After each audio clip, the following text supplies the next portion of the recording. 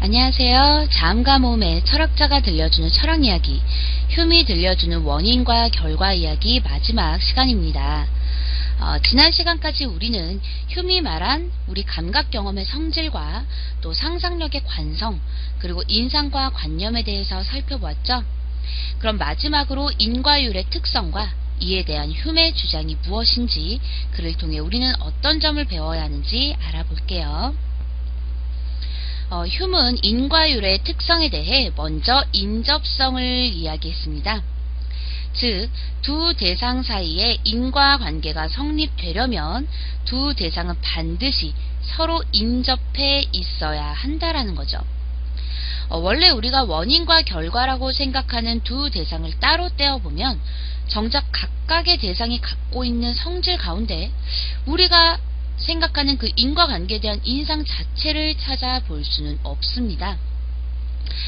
바람과 나뭇잎을 생각해 볼게요. 요거 바람입니다. 바람과 나뭇잎이 있다고 해요. 이 둘을 각각 따로 생각해 보면, 떨어져서 이렇게 떨어져 있을 때 따로따로 생각해 보면 인과관계가 있나요? 그냥 바람은 바람이고요. 나뭇잎은 그 나뭇잎인 거예요. 그 자체는 인과관계가 없죠. 그런데 이 둘이 시간과 공간적으로 서로 영향을 주고받을 수 있을 정도로 인접해 있다면, 그런 상황에서 갑자기 이렇게 나뭇잎이 흔들렸다면 우리는 이 바람에 의해서 나뭇잎이 흔들렸다라는 어떤 이런 인과관계를 찾아볼 수가 있죠. 네, 이렇게 서로 인접해 있을 때 바람에 의해 나뭇잎이 흔들렸다라는 인과관계가 성립될 수 있다는 겁니다.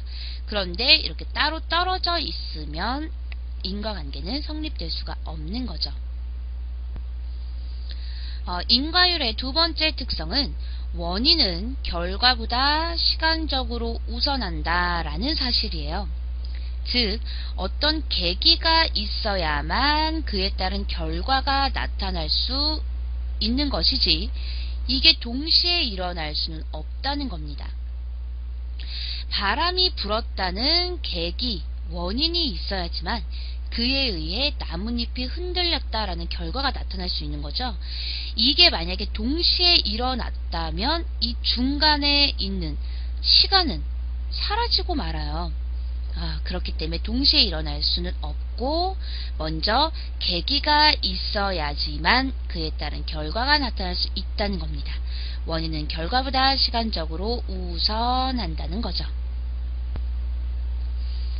인과율의 세 번째 특성은 원인과 결과의 관계가 필연적으로 꼭 연결되어야 한다는 필연적인 연관성입니다. 그러니까 원인과 결과 사이에는 꼭 그렇게 될 수밖에 없는 그런 필연성이 있어야 한다라는 거죠.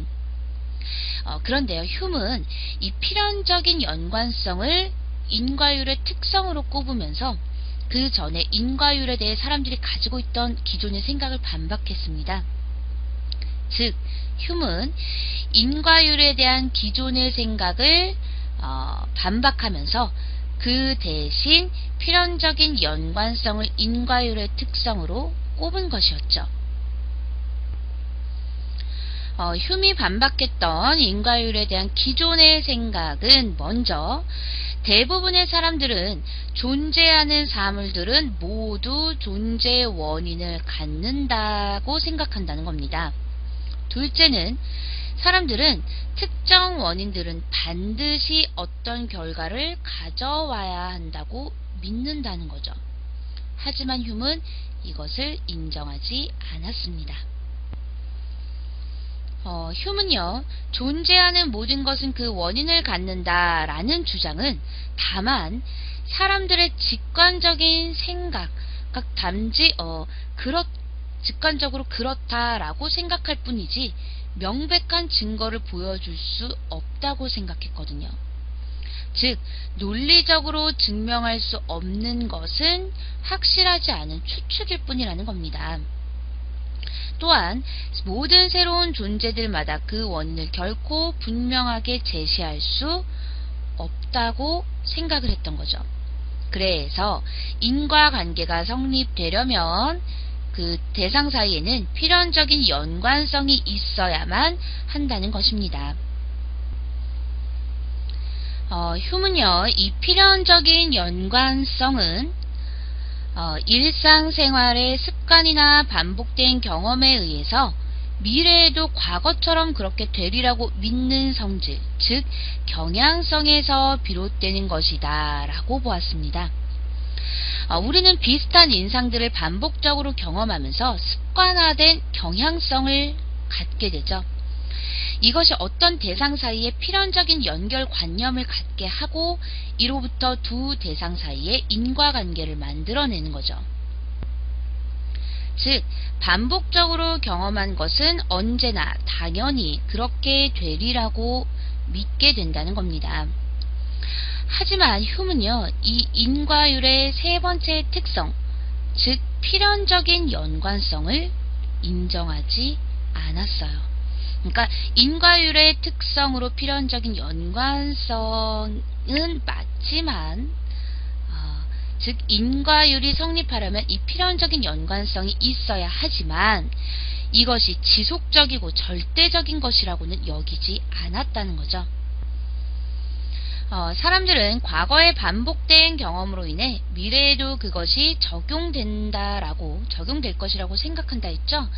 자, 이것을 일양성의 원리라고 하는데 이 원리에 의하면요, 우리는 아직 경험하지 못한 미래를 과거의 경험에 따라서 추론을 하게 됩니다. 하지만 휴문 이러한 인과관계가 앞으로도 지속될지는 알 수 없다고 생각한 거죠. 그러니까 과거의 인과관계가 앞으로도 지속될지는 알 수 없다라고 보는 겁니다.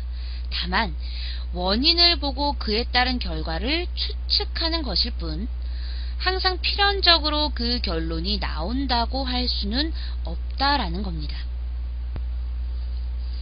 그래서 휴미 또 자기 생각을 말씀해 주신대요. 휴문요, 인과율에 대해 필연성이 아닌 개연성을 주장했습니다. 이 개연성이란 절대적인 확신이 아니라 아마도 그렇게 되리라는 추측만 가능하다라는 거죠. 그러니까 무조건이야 라는 게 아니라요, 아마도 그러지 않을까라는 추측만 가능하다는 겁니다. 이호의 아버지가 끓인 밀크티가 지금까지 맛있었다고 해서 그것이 항상 맛있으리라는 보장은 없죠. 아버지가 끓였기 때문에 맛있다라는 필연성이 아닌 아버지가 끓였기 때문에 아마 오늘도 맛있을 거야 라는 개연성으로 그 인과관계를 생각해야 한다는 겁니다. 이렇게 휴미 인과관계의 절대적인 필연성을 인정하지 않는 이유는요, 우리 주변을 둘러싼 대상은 시시각각 변하기 때문입니다. 그로 인해 우리는 매일 다양한 것에서부터 새로운 인상을 얻고요, 또 새로운 관념을 만들어낼 수 있죠. 또한 아직까지 경험해보지 못한 미래의 일들 역시 무궁무진하잖아요. 그런데도 불구하고 과거에 계속 이랬으니까 앞으로도 이럴 거야, 당연히 이럴 거야 라고 생각하는 것은 적절하지 않다는 겁니다. 즉 휴문 인간의 삶에 있어서 절대적인 인과 법칙이란 존재하지 않는다라고 주장을 했던 거죠. 그런 의미에서 휴메의 이 자아에 대한 생각 역시 우리에게 많은 생각을 하게 합니다. 인간 삶의 절대적인 인과 법칙이 존재하지 않듯 휴문 나라는 존재 역시 항상 동일하게 존재할 수 없다고 보았어요. 우리는 시간이 지남에 따라 이렇게 신체가 이온되어 신체가 달라지는 것은 물론 키도 크고 살도 좀 찔 수 있고요, 얼굴도 좀 변하죠. 이렇게 신체가 달라지는 것은 물론 매일 다른 경험을 하고 새로운 것을 배우고 익히면서 정신도 달라지죠. 감정 역시 때에 따라 수시로 달라집니다.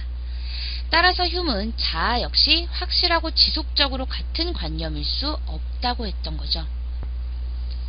그래서 휴은 항상 변하는 이 자아를 서로 다른 지각의 다발, 묶음이라고 주장을 했습니다.